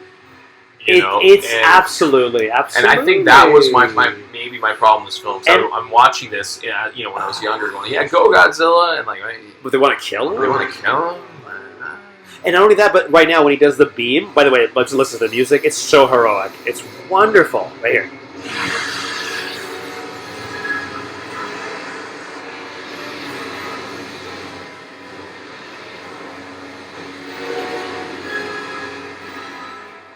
This shot right here with the mouth still lit up at the end. It's amazing. Incredible. Like, it's actually like dude, spine tingling. Like, I have like goosebumps with this scene. I love it. And I can imagine people in the theater losing their minds, like cheering, and they're like, "Oh, we're supposed to like, he's the bad guy." It's like you watch this movie. I remember my initial incredible scene. Now they're gonna launch the black hole. It's amazing. It's so good. So it's pretty interesting that they use a swarm of Megaguirus in the story, because that's what makes the black hole not able to lock on. Yes, earlier, that's right. Which is, I thought, here's the thing, I liked it. I'm like, yes, that works. That totally is believable. The Megaguirus would block, right? It's almost like amazing how much CGI is. These films are always disparaged as being man in rubber suit, right? Great shot, by the way. That shot with the panning up. For a movie in from the year 2000, this has almost as much CGI as The Phantom Menace or something. It has as much CGI, like more CGI than almost any other film you've seen. I wouldn't say Phantom Menace, because here's the thing. George Lucas once bragged that every shot of that film had CGI in it. I don't think every shot of this film has. But it has a lot. You're right. More than stunning. A lot of. Maybe more than the rest. I don't know. Look, this is like, they didn't have much budget. That looked great. I feel like maybe maybe if they blame the CGI director for this film's failure, maybe Toho thought, oh, we went too CGI heavy with that. I see. Maybe we should use it more like as a supplement. I know. That's right. But I remember watching Godzilla 2000 in theaters, and the CGI shots where like the rockets were launched at Godzilla, and the camera was placed behind them, and then the camera followed the rockets as they fly at Godzilla. Right. I remember just thinking like, oh wow, like Godzilla's reached modern filmmaking. No one's gonna make fun of me for this anymore. It's not a guy in a suit now. Like, well, because back then CGI was like such a big deal. In the 1990s, you would get $400 million on a film from a massive hit just because they had CGI. People flock to see Independence Day just because they had CGI. Flock to see Twister just because they had CGI. Flock to see The Fifth Element just because they had CGI. Unfortunately, and now people won't see a film just because of that now. Batman and Robin had some really over-the-top CGI in the first 30 minutes. Remember, they go to space, and the rocket blows up, and Robin cowabungas, right? Okay, this is a great shot. I love it. He's still alive. It's shocking. It's kind of surprising. I don't know why I thought Godzilla was done. Cowabunga was lame by 1997, and they treated it in that movie like it's cool. But anyway. Cowabunga was lame by 94. Well, that's what I mean. But they say it in that movie as if it's still cool. It's ridiculous. Oh shit. Yeah. Well, so Godzilla just leaves now. He's like, "Well, this scene's over." I always just picture Godzilla sidestepping that, like, black hole. That was weird. Anyway, not weirder than that flock of dragonflies I just fought. What's with my mess? Look at the way they're framing this. Godzilla's just interested in, like, yo, I'm gonna take those, like those guys. I'm gonna follow that swarm. Yeah, they're probably gonna lead me to a bigger boss fight. It's gonna be pretty. You know how I love my boss fights. Can't have my day end without a boss fight. Godzilla's just like, why am I in this movie? In that black hole, that was weird. Oh boy, these humans. To be honest, Godzilla has no idea what's going on. He's like, what? Oh, he stares at the girl now, which is a really what shot? I think they use that when they kind of skip frames. They use that. Yeah, they did to make it extra epic. With the Mega. See, he looks at her, like recognizes her, and then walks away. It's kind of confusing. Doesn't really lead to anything. I don't know if he recognizes her. I mean, that might be. I think he just looked at her like, yeah. We looked at each other earlier. This is thematic. I don't even get it, but whatever. It was a great sequence. Always really enjoyed it. In fact, I would argue it's one of the best sequences of the whole Millennium series. Like, easily. Well, like, top 5. Is there anything better than this? I guess, okay, Tokyo SOS, from the moment Godzilla shows up against Megagodzilla, it's really good. I didn't think the Mothra fight was that great. I think kind of Mothra was just there in that film. But whatever, I digress. Tokyo SOS is another movie where, once the monsters start fighting, they really don't stop. The movie just continues. Oh, you're absolutely right. It really is. The rest of the film is monster battles as soon as Godzilla shows up. Showdown. Yeah, it's good. Let's see. Oh, this is interesting playing chess. I think he knocks the board down because he's upset. I forget what happened. Sorry, I should be. He's just covering up the fact that Godzilla's still using nuclear technology, which is still making Godzilla calm, but it's basically been making him like rich or whatever, right, the whole time. Okay. And making Japan successful, but it's also. Well, now it's time to create the main boss. Yeah, and like they're icky, they're gross. You don't want to own these toys. No. No, not really. No. But you know, he doesn't inspire. Like, it's pretty interesting because this is, I mean, if you're going to count, when does the main villain show up? This might be the latest show up of the main villain in any Godzilla movie. I think Megaguirus, the queen, doesn't show up for like 65 minutes, I believe. You know what I mean? Like, you get a full hour, 5 minutes without even it showing up. Would I be wrong to say that Destroyer is the same thing? I think Destroyer just shows up in the last half hour of the film, the real Destroyer. I think. Yeah.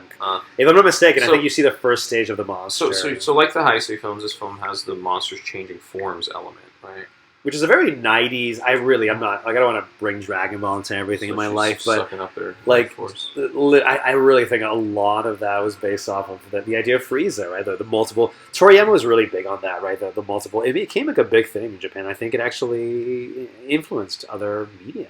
Might be influenced by Transformers. Possibly. I think, Transformers.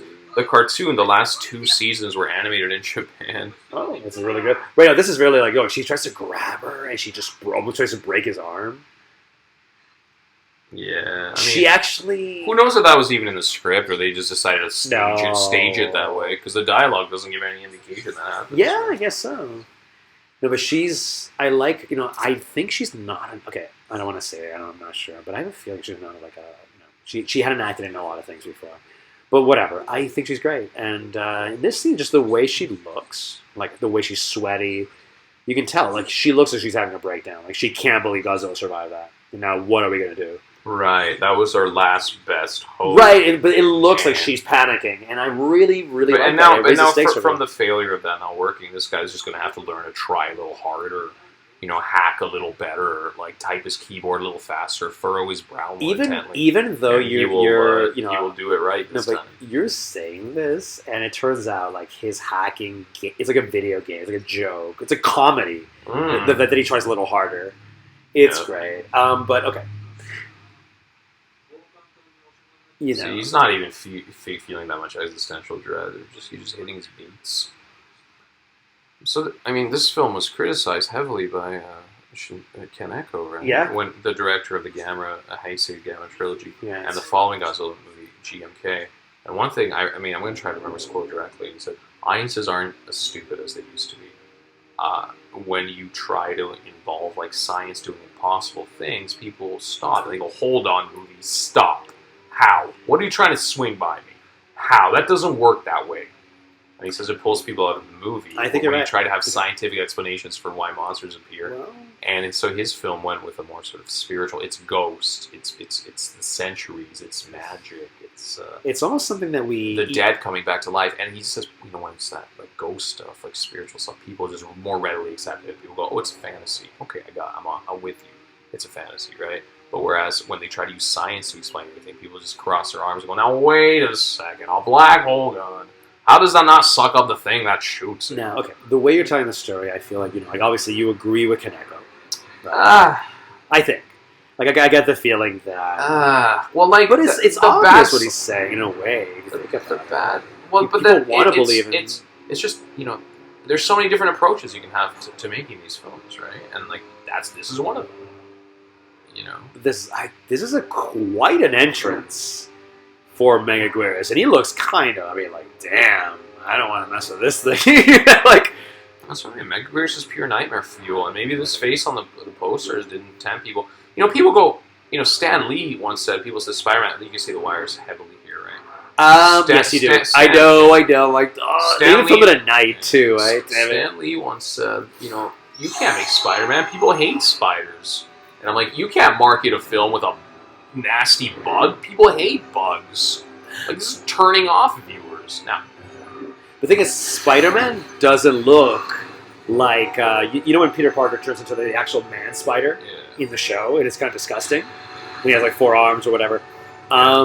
That's a pretty great shot. He's just destroying Tokyo. Is it? What city is this? Tokyo?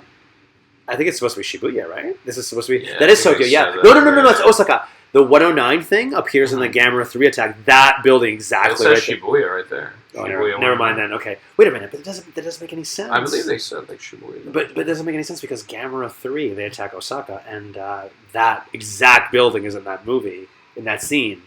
It's one of the key shots when Gamera actually blows it up with his fire blast. Multiple Shibuya 109 buildings. I'll check it out. Oh, you gotta watch Gamera 3. See if there's a Shibuya 109 building. So now. This whole scene is just to pump up how great Megaguirus, I guess you can pronounce it, is. Boy, I've seen some reviews of this movie.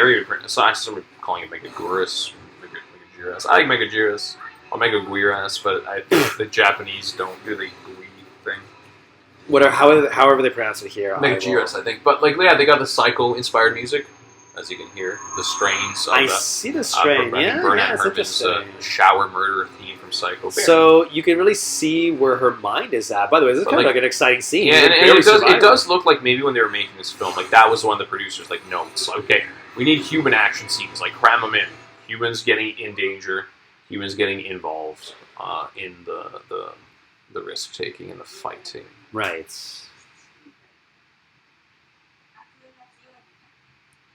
Him surviving is even okay. Girls are mean. Well, no, they played as if there's a bit of tension between them for some reason. I don't even get it. Well, because the tension is only brought up to be resolved later with like a hug, you know. I don't even think so. Actually, I think she's really cold to him throughout the film, even until the end, even in the last scene in the film. Okay. When she goes to recruit him again, she's kind of like off-putting. Well, she's just not very friendly to him, but okay. This doctor has quite a thankless task. A disheveled man shooting exposition at you. But to be honest, he's actually making a pretty decent case why Megaguirus is actually pretty dangerous. He's just talking about how this thing has somehow been invincible for millions of years. And it attacks monsters or animals much larger than it. To suck up their life force. I'm not gonna lie, I don't really understand it, right? Would that dragonfly was just a regular dragonfly on Earth came into the black hole and it became the one from millions of years ago?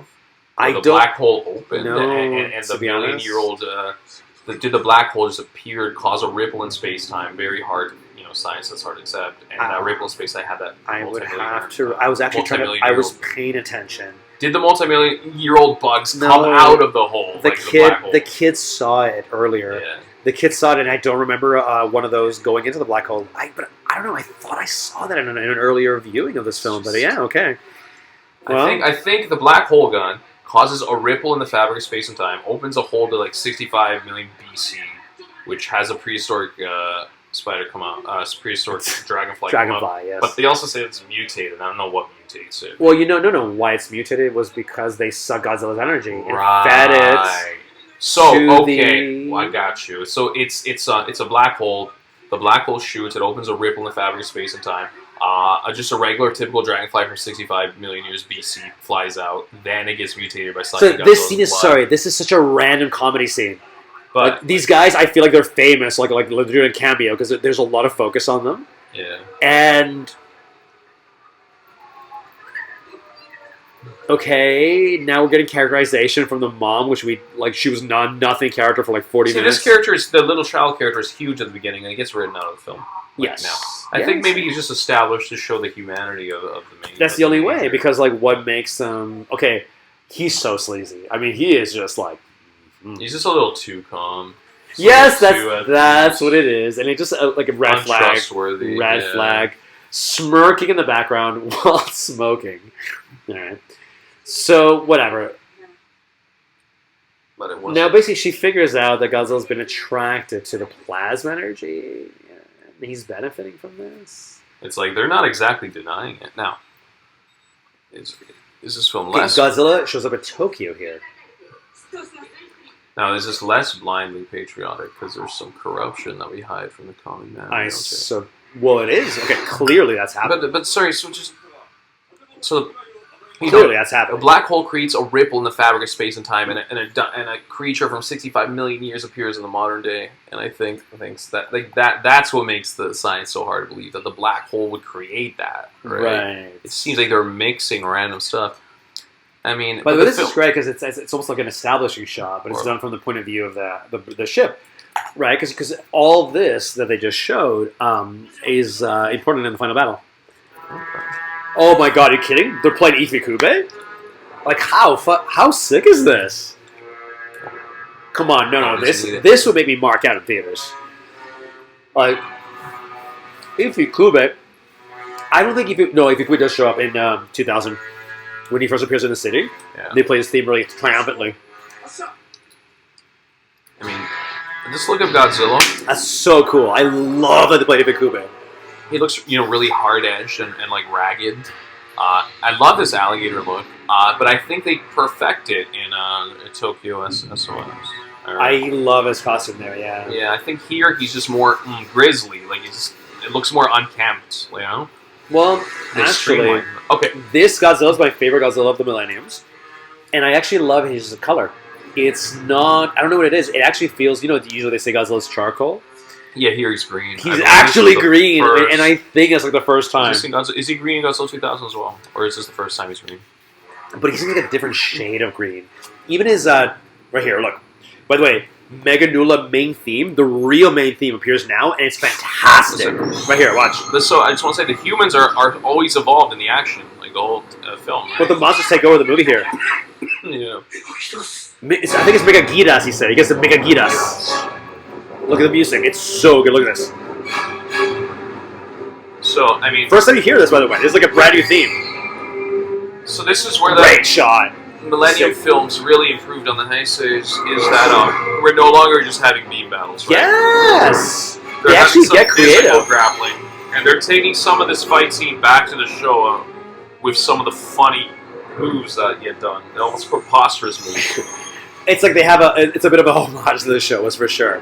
By the way, that's supposed to be his point of view. I've actually read that apparently that's confirmed. Yeah. And any shot, the skip framing, the frame skipping, that's his point of view. I thought much like, they're trying to make this epic. No, that's Megaguirus. You could argue. Apologies for mispronouncing his name throughout the whole movie. Bugs will see the world. Megaguirus. So actual hand-to-hand combat. I know the earlier directors. I know Godzilla's gonna win, but I'm having a great time. I know the director of Godzilla vs. Biollante didn't like them doing hand-to-hand conflict because he just felt self-conscious that he was watching men in rubber suits do judo, right? And here, they find a good way, maybe with a flying monster, of having that hand-to-hand conflict without having it look like judo. Interesting, because the only other flying monsters Godzilla fights are Ghidorah. But Ghidorah's always been very beam-heavy. Like, he doesn't really do much. Or bites him, right? Yeah, you don't do much. He doesn't, I think Kaneko actually uses him probably the most original way he possibly could. Like, he actually gets creative with Ghidorah.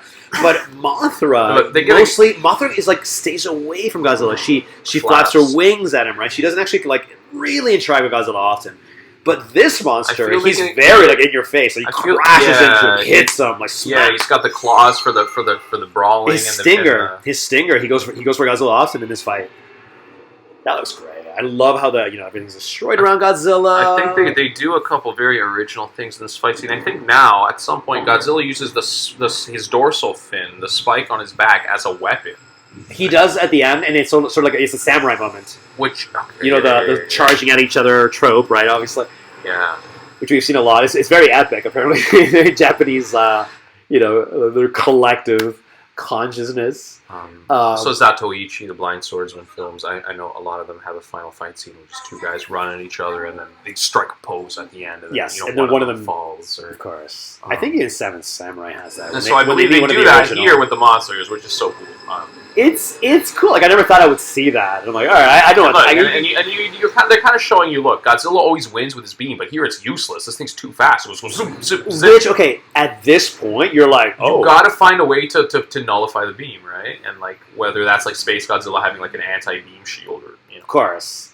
Yeah, the beam does. Because obviously if Godzilla can win because of the beam every time, it would just... Now that they've shown... This is actually probably the biggest shot of the... So the fight has a psychological aspect. This shot was shown a lot in the trailer, I think. And he just loved this shot. Look, he gets hit, which is cool. So this is a nice mix of summation and CGI. Yeah, and the fight has a psychological aspect to it, right? I think those cars should be destroyed, but whatever. Oh, did he? It's like they barely just, His teeth are jutting out all janky, like on the sides. I think in like Tokyo SOS, they're more like kept. His what? Sorry. His teeth are like jagged from the sides, all janky. Yeah. I think later they become more streamlined. Interesting. Let's Megaguirus. What, are they going to shoot it now? No. His energy went out. Oh, he has to hack it into it or something. Right? Yeah, well, it's laughable. It's crashed because it uses Windows 98, and you know how bad that is. I think Windows X would have come out by then. I think he's really good. The guy in the middle, by the way, the military guy. Okay. He's heavily featured in the trailer, so I think he's actually probably a big actor. Wow. I mean, for at least in this context. So the humans are, they're trying to remain relevant in the story at this point. Like, the thing is, they're trying to, prepare for the black hole. I think they're trying to, okay, wow. But once again, this film continuously puts the human characters in danger in high stakes action scenes. Yeah. Which you don't get a lot of that. You don't get too much of that in Godzilla films, and here they do it all the time. I think that they took the formula that they established in the Heisei films, which is Godzilla fighting the military and a monster, Godzilla being bad, and the military standing in screening rooms watching screens. But they took that formula and they added really new things to it. It's even that. Oh, I know, right there. And sucking up the life force, right? Yeah. I think he launches a beam from that energy. I think Godzilla can't use the beam now. I think so. He tries to, and it doesn't. So this whole fight, every scene, you've kind of seen Megaguirus subtly getting the better of Godzilla when he's flying around him, slamming into Godzilla. When she's sucking up his life force, subtly getting the best of Godzilla for the majority of the fight. Yeah, and that is interesting. Although, like you said, he or she looks just so frail. Godzilla one hit and she's gone. Yeah. But it keeps the fight interesting, no doubt. This is a great bump. Is this coming? It's one of my favorite bumps in Kaiju history, I think. Yeah, no, so I really... It's great. And Megaguirus' CGI smile. This implies, this scene coming up, that Megaguirus has a personality and is sadistic. And she's sadistic, and she's just enjoying this. So she drops a bridge on Godzilla while is that a bridge? Smiling. Or, what is that? It's like an artistic structure. I couldn't tell you, but... Look, I am sure she smiles. She's like, eh? Eh? Stupid lizard. It's like, stupid lizard, check this out. Look, it's like a headshot, right? So Megaguirus. She's looking at her hand can I? And she goes, she clearly did a smile, I think. The CGI pulled her lips back. Megaguirus, man, is stupid lizard. I use my brain, yo. Wow, she drops the whole building on him. Or at least the bridge. That lizard only uses the tail whip, thus I use strategy. She kind of has to, though. Godzilla used some strategy in the Showa films. Taking a tree, shoving it in Megalon's mouth or something. In Megalon's... Really? He does it to Megalon? Yeah. Really? I thought it was King Kong. Well, actually, King Kong does it to Godzilla. Megalon. But, yeah. And also, let's say, what else? Throwing rocks at all the monsters.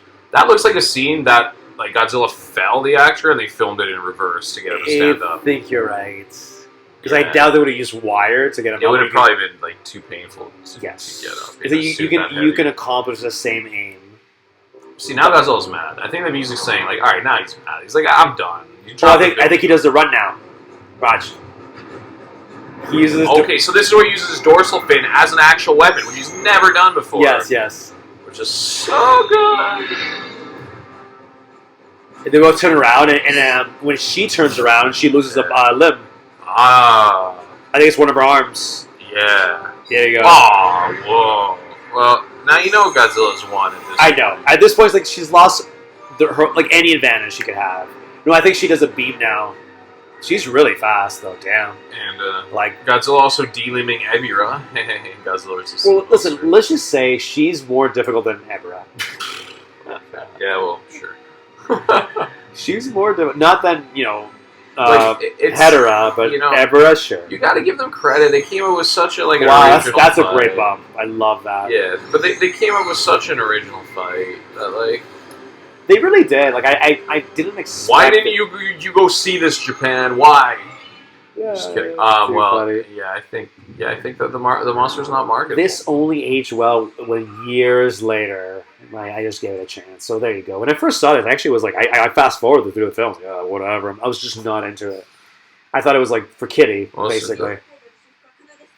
But now I find he's funny. This is definitely the forgotten one of the Millennium films. I mean, the first one had the hype, then GMK, got the critical praise, and then the next one had Godzilla and Mothra, Mechagodzilla and Mothra, so you had your familiar monsters, and the last one was so, like, it calls attention to itself, Final Wars, so much with the sheer lunacy and the amount of monsters. And then this one becomes the forgotten one, kind of. But here's the thing, in the grand scheme of things, I almost appreciate this because it's the different one. But like, they're all so similar. I feel like it's 3 movies, right?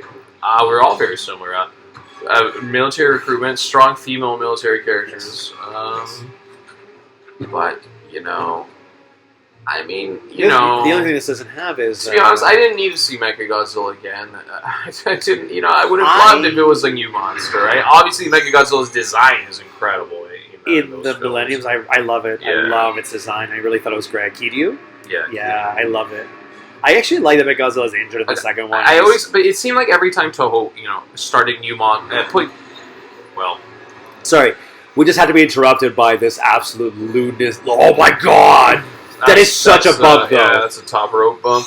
No, that is like... Off the steel cage bump. That's an off the steel cage bump. But you saw that shot. That was meant to be funny. Yeah, the Godzilla's body slam, it really taking it back to like the 70s Megalon show. Yes! Era. It's like shocking. What? Yeah. I just love how he just heals from his broken arm. Okay, no worries. He's got that put that floppy disk in, man. Let's do this. Let's hack into a black hole gun. Oh, it's ridiculous. It's like, oh my god, it's like a literal like FPS shooter, or not even. It's like a third person. Oh, come on, bro. Cutesy shooter. S in FPS is shooter.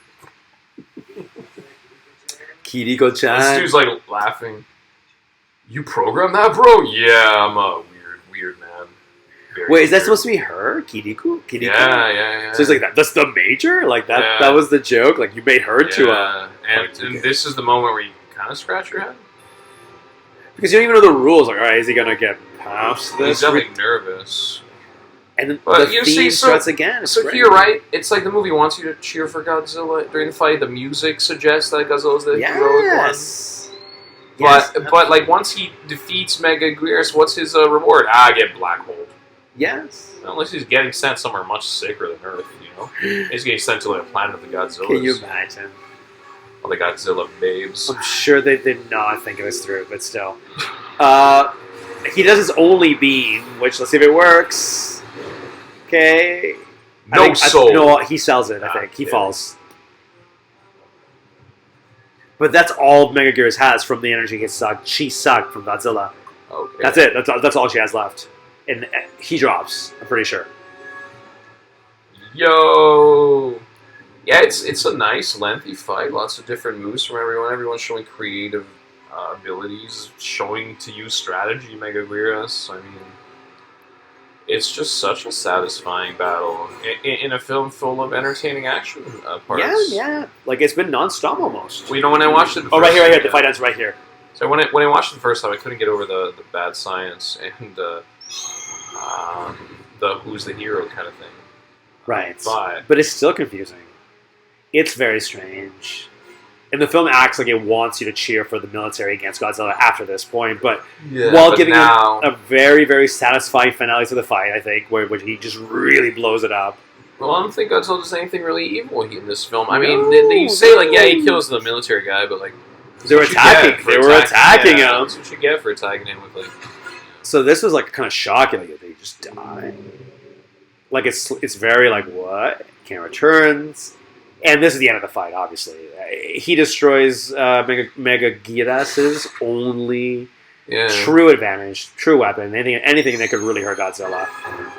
So he just finishes it off now. But this is like, literally for me, this is like Hogan doing the whole spiel, right? The big boot, leg drop. Look right here.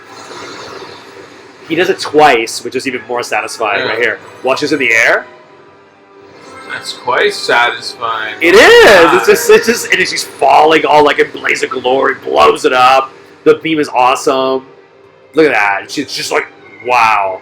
Massive dragonfly. Boom, right to the city. It's very sad. Like, for me, this film is just satisfaction. It's just nonstop satisfaction. It's funny. Maybe on some emotional level, you're like, thank you, movie, you're over now. Thank you for being over. That was a good ending. And it's like, it just continues. Like, huh? Well, for Godzilla won. What not long. I know. But it's almost like, oh, Godzilla won. Like, what gives? What are they doing now? Well, no, they press the button for the black hole gun. Yeah.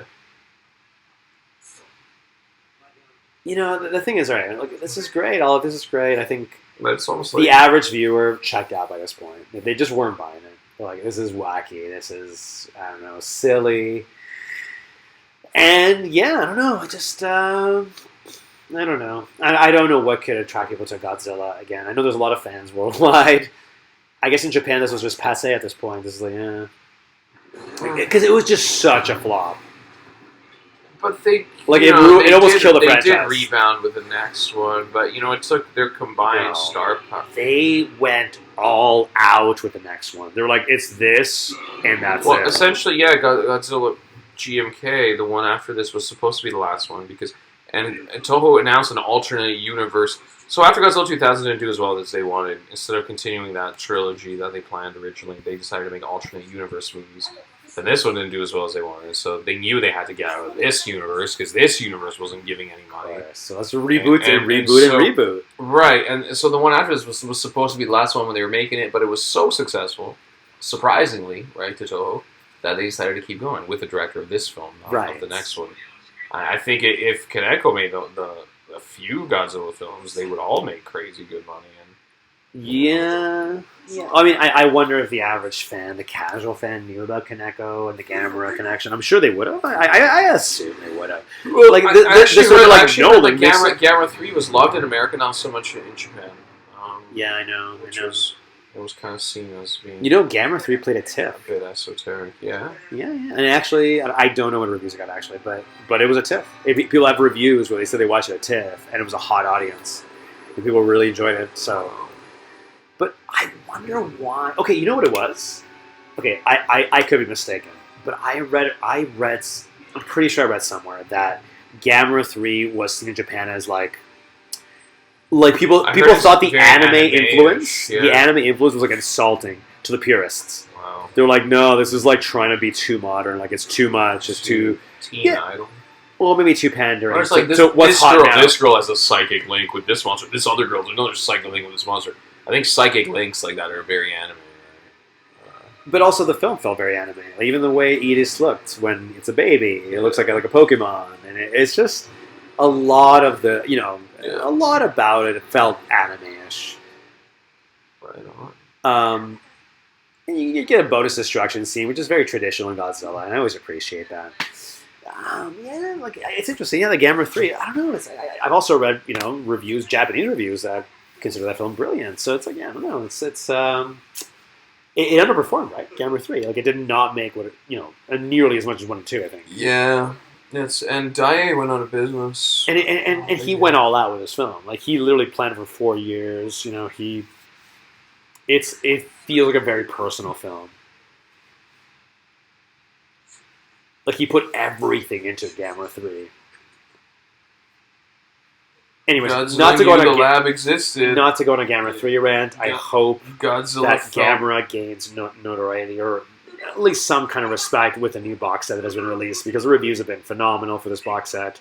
It feels like a real thing. People, It almost seems like this would be a better payoff if this character had more of a build-up throughout the film instead of as a villain. Instead of always being in the background. He sort of hinted as being not trustworthy. But not enough. Like, they could have had more scenes of non-embarrassed. I think it's a pretty decent payoff, right? And I think it's alright that the movie's not entirely gung-ho patriotic, that it's showing that, like, like there is... Governments put their own financial goals above the safety of their people, right?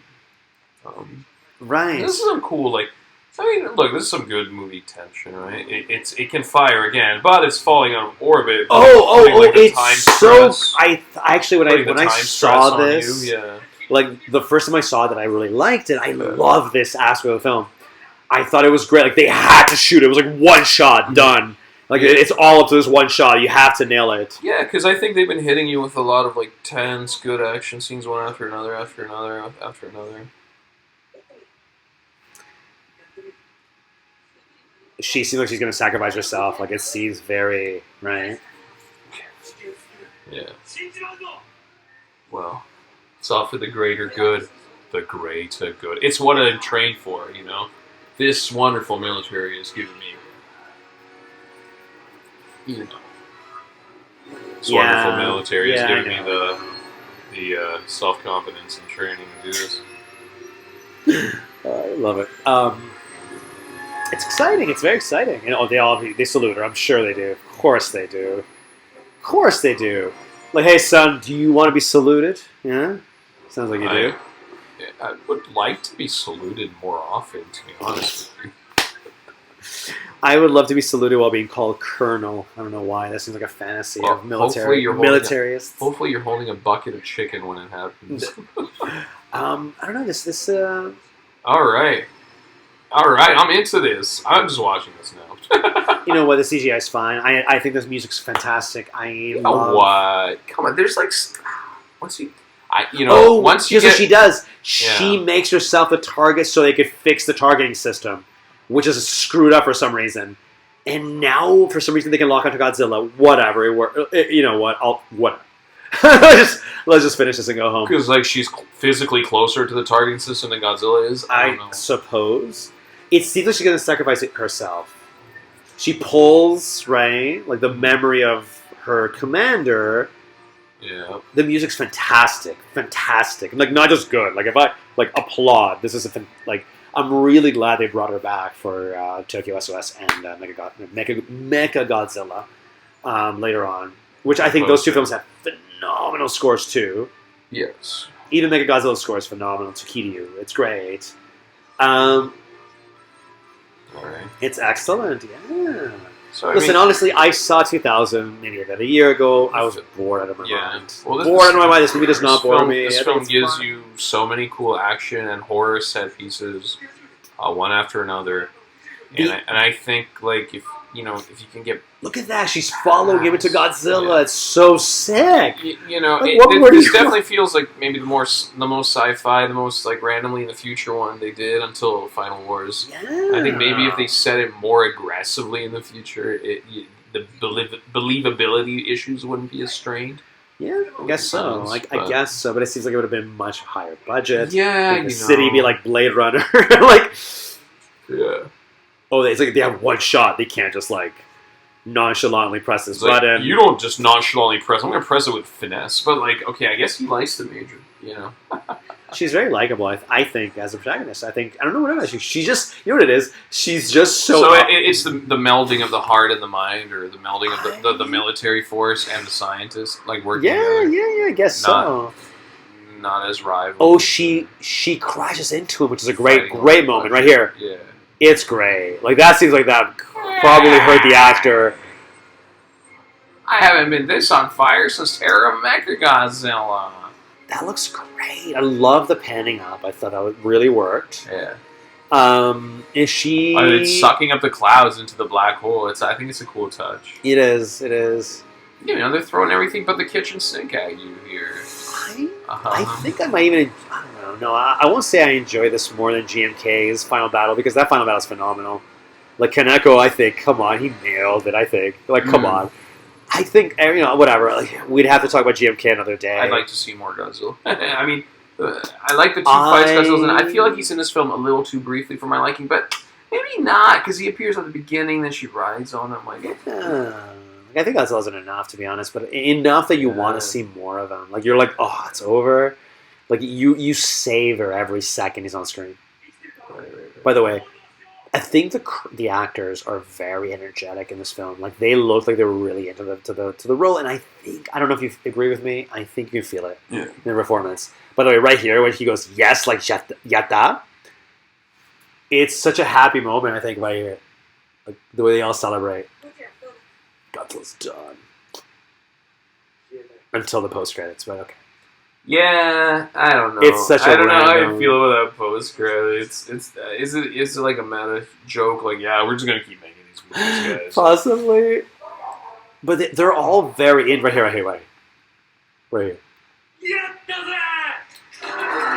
And they all just celebrate, and they're all so happy, and they're all like... Yeah. But their performances seem very genuine. Like, they're very... It's a funny joke. I like that. That. It's... No, look, he's like double high-fiving him. What a god. Wow, I love it. Come on, guys. No, we're getting renewed for another movie. No, there is an energy to this film. Like, I think the cast is super into this. Like, you know how they said that Mystique in X-Men Apocalypse and X-Men Rise of the Phoenix film, they said that she doesn't even try. Jennifer Lawrence, like, she's just like monotone. She didn't want to make them. But in this film, they feel like they're just so excited to be in a Godzilla film, and I think it translates. One of the reasons I don't like the Heisei Godzilla formula is because there's so many scenes of people just staring, military commanders staring at television screens, going, "All right, plan A, B, C." This film uses the same format, but it subverts that. Like, it doesn't. The people are always doing something hands-on and exciting, not just watching movie screens. They're hacking, or they're or they're flying their airplane, or. So the last shot, this last scene of the film. By the way, that's very futuristic, false futuristic. That was kind of odd, yeah. The last shot of the scene this film is a little bit strange. It ends in a joke, but it's sort of like an awkward freeze frame at the end of the joke. I always thought it was odd, but whatever. It plays the new Godzilla theme, which I love, so I gave it a buy. See right now, she recruits him again. Seismic activity. Looks like Godzilla's back, I guess? Or they're implying there's a kaiju. Barugon, bro. He burrows under the earth. Well, I'd say this movie it's weird because it's promising almost like a sequel with this cast. Yeah. I think the actors have a really good chemistry together too. You know, they're obviously one-dimensional. They're good. I don't know what it is. He doesn't.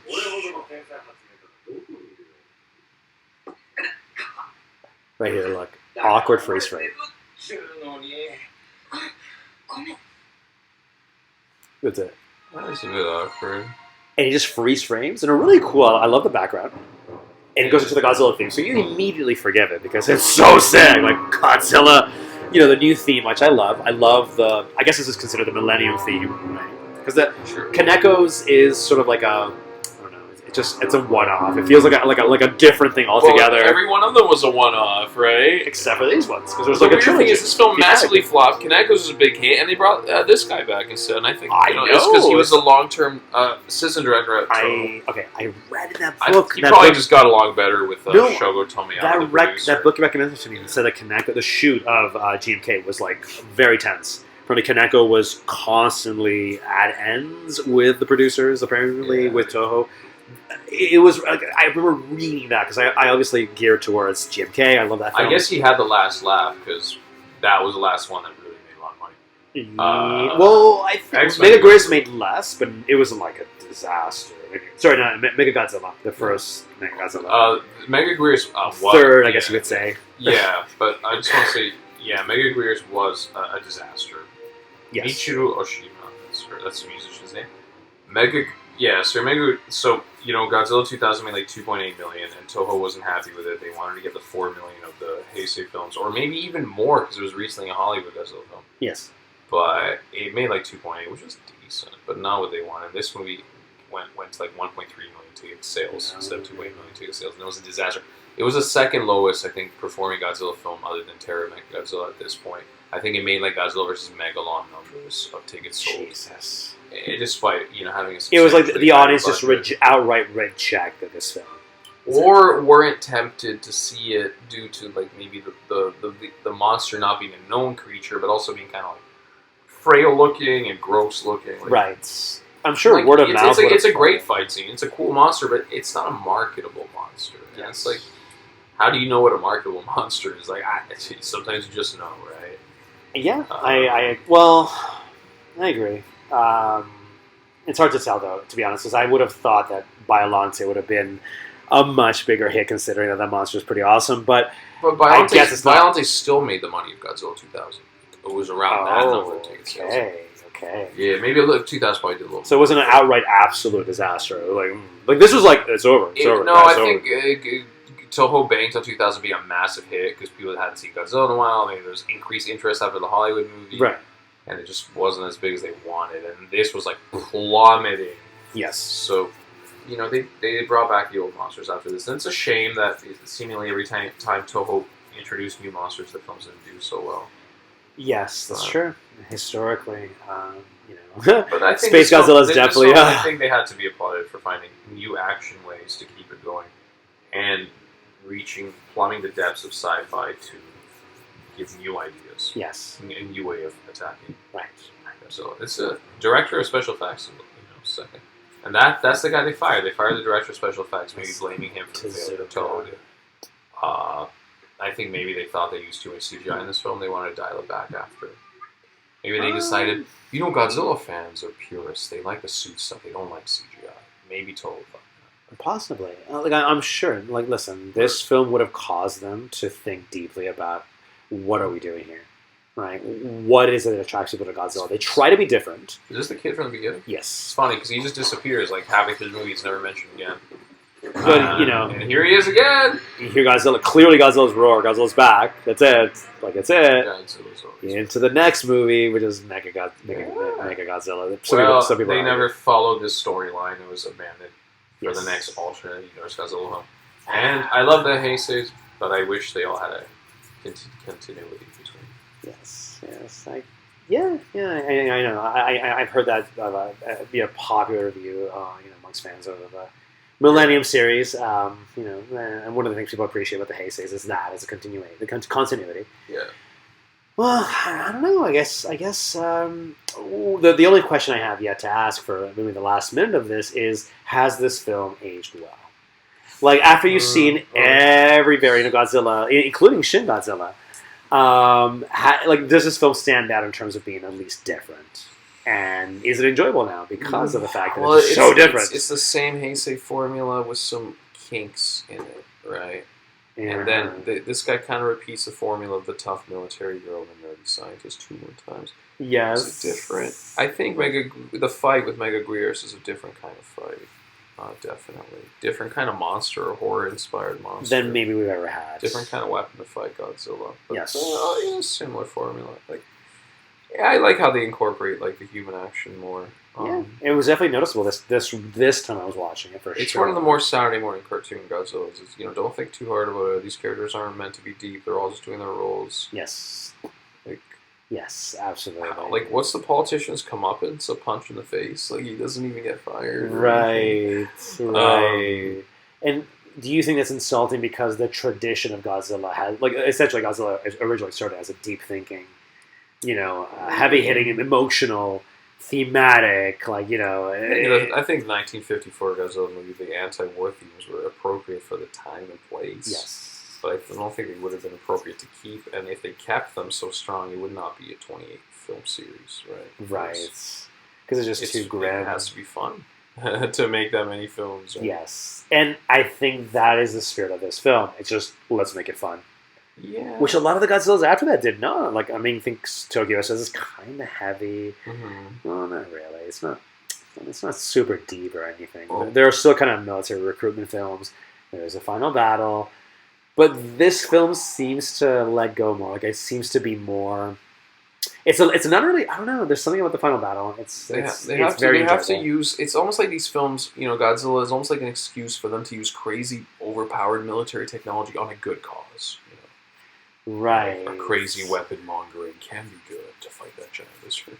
I guess so. There's no moral qualms. For example, Tokyo SOS really does feature the idea that Kiryu is suffering and he doesn't want to fight Godzilla, and it's they're all and the mechanic of the film, the protagonist, he really feels bad for Kiryu. he's apologizing to him, and it really plays into the one of the ghost stuff. Maybe going back to like the GMK ghost stuff more so than maybe they learned their lesson on the pure science and decided to go. It's just a mixture of spiritual and technology.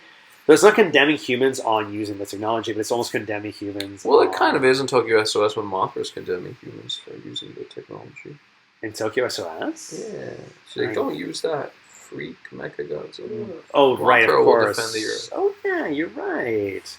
Well, yeah, they're just saying it's wrong that they've actually, recycled like a dead creature, and now it's like they're a slave, even though he's alive and it has emotions, but they don't understand them.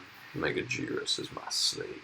It's interesting. Okay, well, all I can say is I think this film is much more enjoyable than I think. It's more lively than gets credit for. If you look at the last several Godzilla films, Godzilla 2000, Godzilla vs. Destoroyah, Godzilla vs. Space Godzilla, Godzilla vs. Mechagodzilla, those four films, this is way more lively than any of those four. Yes. Probably way more lively than Godzilla vs. Mothra. More new ideas, more variety of action. Throwing more things your way. I put this on top of any Heisei. This would probably maybe except for Biollante because of the excellently shot, filmed kaiju scenes. Yeah, I'd say. But that's it. On a technical level, it's an improvement. Yeah, and I think it deserves a little more respect than it usually gets. In fact, I think after GMK, I think this is my favorite of the Millenniums. I've rewatched this the most. Okay. Yeah. And I watched. I think that the military recruitment stuff is very heavy-handed in Tokyo SOS and in Megagodzilla, Megagodzilla. Yeah, and here it's kind of breezy and fast. It's very, very breezy. Like you see from the person. It's just like you're joining the army. It's sick. You're gonna join this cool anti-Godzilla task force. Like, bro, it's sick. That's what are you doing here? Like, you're playing with little kids. Get over here. Work on this task force. Right. I don't know. I wish this film had more respect, honestly. And I don't know. I feel like there are people who do like it online. It's a deep, but also a lot of detractors too. They're like meh about it. Right? So it's a deep cut. No, it's far more creative than the majority of the Heisei. Yeah, I agree too. Well, that's all we gotta say. Like, actually, try to hopefully argue with a straight face that this film is the black hole actually gun, quite good. The black hole gun took me out of the film the first time I saw it, but from the writer's perspective, it's like we need a different way of stopping this invincible thing. Like, what do you got? Like, okay. If you go with it, I think it's very enjoyable film. Strange. One of my favorites ever, easily. Yeah, the black hole gun creates a creature, but also is a solution. So it's. The film's almost going. Don't think about it. Just don't think. You tell me what that means. I don't know. What that means. All right. Well, thanks for listening. Bye.